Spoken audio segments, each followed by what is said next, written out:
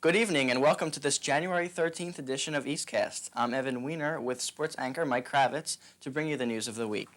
For Cherry Hill, 1992 was a year filled with hate. With the frequent vandalism of residents' cars, homes, and other personal property, Cherry Hill Township as a whole is trying to relieve racial, ethnic, and cultural tensions. At Cherry Hill East, our group devoted to achieving this goal is the popular Project Harmony. This week has been named Project Harmony Week, and the group has planned many activities to promote tolerance and unity. Hopefully, Project Harmony will make some headway into decreasing some of the prejudice that exists in this school and in the community. Let's listen to what Project Harmony is trying to tell us and consider and understand the views of others, no matter what group they represent. This week's SAT word is quiddity, a noun meaning the essential quality of a thing, or a hair-splitting distinction. Have you longed to be a great singing star? Well, here's your chance to perform on the East stage even if you can't sing. It's lip sync time again. Tomorrow is the last day for auditions for January 29th's lip sync show. The show begins at 7:30 in the auditorium. If you're not performing, be sure to save the evening to see your friends present solos, duets, and group lip syncs to some of your favorite contemporary music. This week, students involved in the New Jersey Science League took the first test of the competition. Cherry Hill East has teams for each category: Biology 1 and 2, Chemistry 1 and 2, and Physics 1 and 2. In the past, East has done very well in these competitions and has placed first in the state many times. The competition involves students taking a series of 4 tests, one each in January, February, March, and April. Only 4 people per category per school are allowed to take the tests, therefore members of the team rotate monthly. To prepare for the tests, students review in-class material as well as information taught by the Science League coaches after school. To become a member of the teams, students had to exhibit strong aptitude in their subjects and also be nominated by their teacher. We wish all participating students the best of luck. Hopefully they will prove once again that East is number 1. Tessellations, arabesques, carpet, and ceilings were all part of the discoveries made by Mr. Haynes and Mrs. Statmore's World Civ English classes last Thursday during their field trip to Philadelphia Art Museum. Mr. Haynes and Mrs. Statmore share a common group of students, allowing the students to work together in a humanities approach to learning by linking English and history. This was the first of several trips planned for these classes this year. The students are studying Arab culture and will be reading selections from 1001 Arabian Nights, so this trip enabled them to see Arab art techniques up close. The students enjoyed the trip and are looking forward to their next one to see a play at the Annenberg Theater. If this experimental course works well, more history and English classes may be combined next year. East's fall-winter production of Godspell will open 1 week from Friday. The cast, crew, and band of the show will put on 3 performances: Friday, January 22nd, Saturday, January 23rd, and Sunday, January 24th. Everyone is putting in long hours of strenuous rehearsal to make sure the performances continue the tradition of high-quality East productions. Godspell is a 70s rock musical about the gospel according to St. Matthew. It's filled with moving rhythms and touching ballads. The combination of the acting, dancing, singing, scenery, costumes, and accompaniment make for a must-see spectacle. It is rare that East does a musical for its fall production, so you must attend its once-in-a-lifetime event. Everyone is working hard, so come and support East students in Godspell. And now we go to Mike Kravitz for sports. Thanks, Evan. This week in sports, basketball started for both boys and girls. In one of the boys' games, East beat Edgewood 64-61. The high scorer was Brendan Cody with 24. Other high scorers was John Brand with 14 and Brent Fisher with 12. The boys' record is now 2-2. In the girls' game, East blew out Edgewood 78-30. Jill Marple led all scorers with 24 points. Danielle Pulliams assisted with 12 points. In girls' bowling, East lost 4-0 to Pennsauken. And in wrestling, the East wrestling team has a record of 2-1. This has been Mike Kravitz for EastCast. Back to you, Evan. That's it for the news tonight. Special thanks to Mr. Gordon Hampson, cameraman and editor, to Mr. Keith Haynes, advisor. Thank you for joining sports anchor Mike Kravitz and myself, Evan Weiner. Stay tuned for the West Winter Band concert, which follows the junior high school news. Tonight we leave you with Ophelia, enjoying our first snow of '93. Good night, Ophelia. Rough.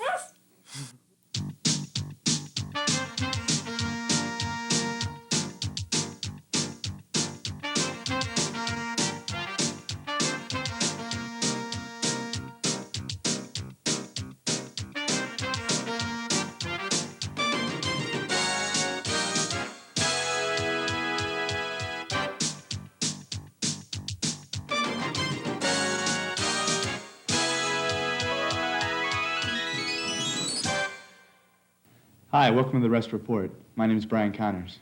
And I'm Melissa Holtzman. West Side Story, West Spring Musical has been cast. Aaron Lazar will play the part of Tony, while Deborah Lassiter will portray Maria. Tara Rogers will act as Anita, and Eric Shaw will play Bernardo. Jason Brand is Chino. Christy Church will portray Rosalia, and Amy Zockman is Consuelo. The role of Velma will be played by Karen Connor, while Gina Fantozzi will act as Graziella. Aviva Kappas has the part of Anybody, Gerald Mindell is the Doc, Mark Walsh will play Shrank, and Joshua Cohen will portray Officer Krupke.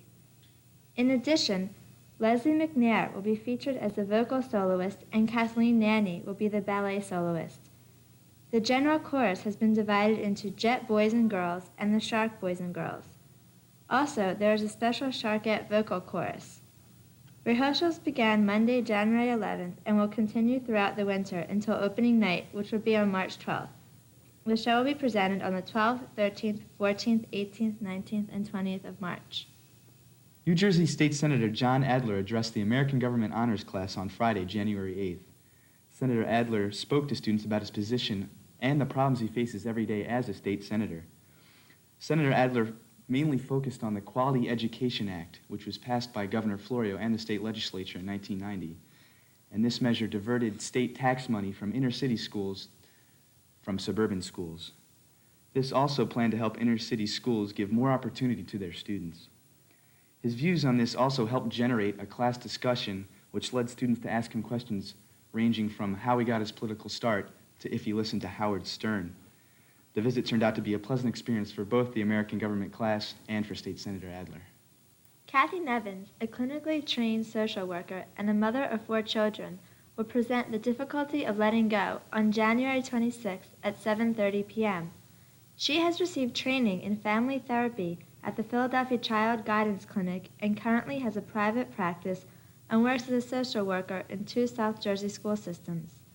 Please attend and share an evening with Kathy Nevins as she tries to make sense of the emotional time of adolescence. She'll offer suggestions of when and how and in what stages to let go of your children so they can fully develop into independent adults. Remember, that's January 26th at 7:30 p.m. The beginning of the new year finds our guidance staff active in many ways. Getting information from the staff so that students can be properly scheduled for next year is a major activity. It is important to select courses for next year wisely, since the midsummer deadline will again be honored. Therefore, it is advisable to pick the most appropriate schedule that you can. Actual scheduled conferences will begin after the completion of the second marking period. To help choose classes of interest, elective fairs in both history and English will be held.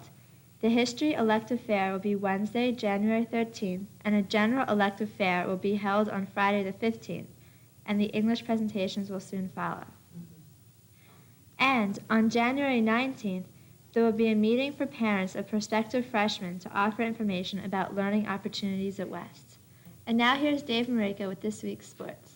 In sports, the girls' basketball team raised its record to 5-1 last week by defeating Camden and Overbrook. The team began the week by crushing Camden 73-26. Joanna Elias and Chrissy Zepnicki each scored 21 points for the team. Then on Thursday, the Lady Lions clobbered Overbrook 52-22. Janaea Butler scored 19 for West, and Zepnicki added 13. The team, which is still ranked number 5 in the Courier Post Top 20 list, will play Triton, Highland, and Paul VI this week. On the other hand, the West boys basketball team fell to 1-5 with losses to Overbrook and Camden. Last Thursday, the boys dropped a heartbreaker to Overbrook 67-66, in which they were ousted in the final quarter of play. Pat Boyce and Anthony DeMichael each scored 16 points for West in that contest. The team also fell to Camden 99-76 last week. Junior Albert Ipp scored a season high for the team, 29 points. The team will shoot against Triton, Highland, and Paul VI this week.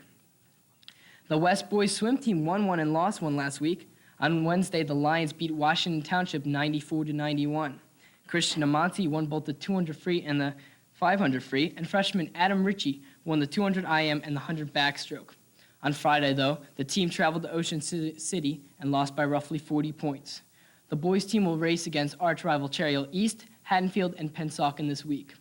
The girls swim team fell to Vineland last week, 110-78. Sophomore Lauren Semino was West's only double winner in the 100 butterfly and the 100 backstroke. Also, Amy Hogan won the diving for West, Laura Newman won the 500 free, and Jody Sanders won the 100 breaststroke. The team will swim East, Cherokee, and in the Pirate Invitational on Saturday. The wrestling team lost 2 meets last week. The team lost to Washington Township 56-18 and to Cherokee 55-15. Chris Staniak, Todd Updike, Bob Supio, Tim Gismondi, and John Teeser were all victorious for West. Bishop Eustis, Lenape, and Camden Catholic are the upcoming meets for West. Finally, the girls and boys bowling team will roll against Camden Catholic and Eastern, and on Saturday, the boys team will perform in the Brick Invitational. Well, that's all the sports concerning West, but I just want to give my personal prediction on the upcoming game between Dallas and the 49ers. I believe that Dallas is going to upset the 49ers in San Francisco. It's going to be a low-scoring game at 24-17, and the Cowboys are going to win in the final quarter of play. That's my prediction. Well, hopefully I'm right again. We'll talk next week. Thanks a lot. Once again, the students of West and those of Payne Elementary School will combine their talents. This year, the play will be called The Zany Adventures of Alice in Wonderland. The play will take place in the auditorium on January 15th at 7:30 p.m. and on Saturday, January 16th, twice, one at 12:30 and the other at 3 o'clock in the afternoon. Tickets are $4 in advance and $5 at the door. The performances are guaranteed to be fun-filled with the unexpected. Crosstown and Covenant photographers join with Cherry Hill West Home and School Association to announce that they will be taking family portraits on Sunday, March 7th and Sunday, March 14th. New this year is Crosstown and Covenant's video proofing system, which allows you to select your favorite pose during your scheduled appointment. This cuts down on time and money for processing and makes all portrait prices discounted. But remember, payment is due at the time of sitting. Family Portraits will be supporting Project Graduation, the post-graduation party held for the senior class on graduation night. Your support for this effort is extremely important since West HSA works very hard to give the students a safe celebration. Crosstown and Covenant is donating $10 out of the $15 sitting fee towards Project Graduation. All appointments must be made by Monday, March 1st, 1993. If you have any questions, please contact Donna Schoaf, Family Portrait Coordinator, at 429-8044. Thank you for watching the West Report. Stay tuned for the West Winter Band Concert, which follows immediately. Please join us next week. Good night. Good night.